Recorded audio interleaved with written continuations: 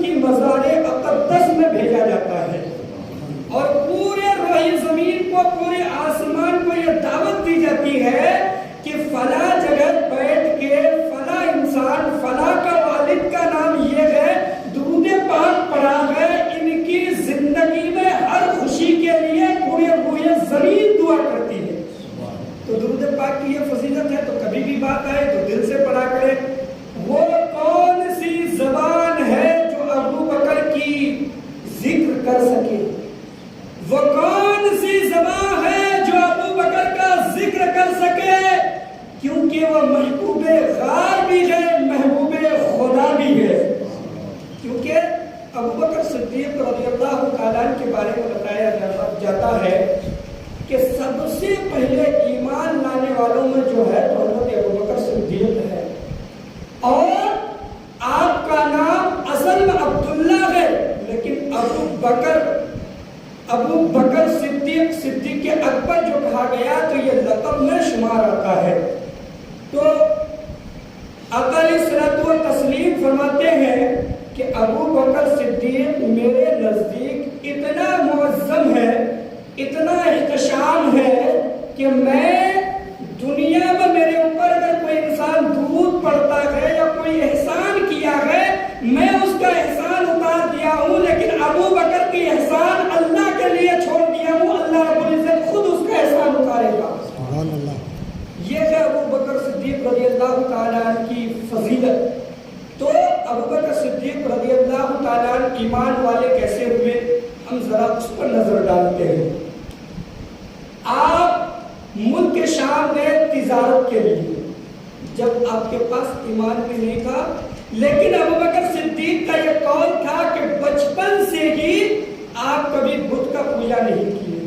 یہاں تک کتابوں میں آتا ہے کہ حضرت ابو بکر صدیق کو آپ کے والد محترم کسی بت کے پاس لے جا کے کھڑے کر دیتے ہیں، کھڑا کرنے کے بعد کہتے ہیں آج سے تمہارا یہ خدا ہے، جو مانگنا ہے مانگ لو۔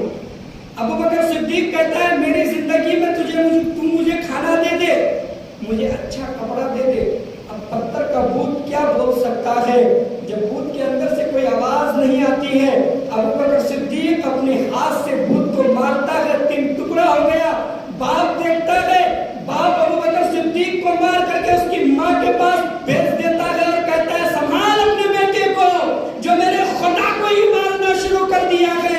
ابو بکر صدیق کی ماں کہتی ہے اے میرے حیات شریک، اے میرے شوہر نامدار، اسے جب بت کے پاس لے کے گیا تھا ایک بار میرے سے مشورہ لے لینے کا، اس لیے کہ جب ابو بکر صدیق میرے پیٹ میں تھا، میرے شکم میں تھا، جب میں بت کے پاس سجدہ کرنے کے لیے جھکتی تھی میرے پیٹ میں درد ہوتا تھا۔ جب دنیا میں یہ عالم دنیا میں نہیں آیا تھا تو یہ عالم تھا کہ اگر سجدہ کے لیے جھکتی تھی پیٹ میں درد ہوتا تھا۔ آج تو حیات شریک ہے، زندہ ہے، تو بت کے پاس کیسے جھک سکتا ہے؟ تو ابو بکر صدیق بچپن سے ہی کسی بت کے پاس نہیں جھکے تھے۔ تو آپ ملک شام چلے جاتے ہیں تجارت کے لیے، کہیں آپ کے پاس پوری رات، یعنی آپ کے راستے میں کہیں رات ہو جاتی ہے، آپ رک جاتے ہیں۔ رکنے کے بعد اچانک دیکھتے ہیں ایک چاند نکلتا ہے، پورے پورے زمین میں گھومتا ہے، گھومنے کے بعد ابو بکر صدیق رضی اللہ تعالیٰ کی گود میں آ کے رک جاتا ہے۔ چاند ابو بکر صدیق کی گود میں۔ تو اس دور کا یہ معنی تھا، آج بھی ہم لوگ ویسے ہی کرتے ہیں کہ کوئی خواب دیکھیے تو اچھا جاننے والا کون ہے اس سے ہم سوچتے ہیں کہ ذرا یہ خواب کی تعمیر کر لیں، چاہے وہ علم والا ہو یا عمر میں بڑے ہو، ہم اکثر یہی کرتے ہیں۔ تو اس وقت ایک راہب رہا کرتا تھا، وہ 390 سال عمر، اس راہب کا 390 سال عمر تھا، اور اللہ کے حبیب صلی اللہ تعالیٰ علیہ وسلم فرماتے ہیں کہ اپنی عمر بڑھانے کے لیے دعا کیا کرو۔ اس لیے عمر بڑھانے کی دعا کیا کرو کیونکہ 300 سال سے زیادہ فرعون بھی زندہ تھا، لیکن اس کی عمر اسے رشک نہیں آیا، کافر بنا کے چلا گیا۔ بتایا جاتا ہے کہ حسن بصری بھی اس دنیا میں 300 سال سے زیادہ گزارے ہیں، اور دیگر قوانین میں آتا ہے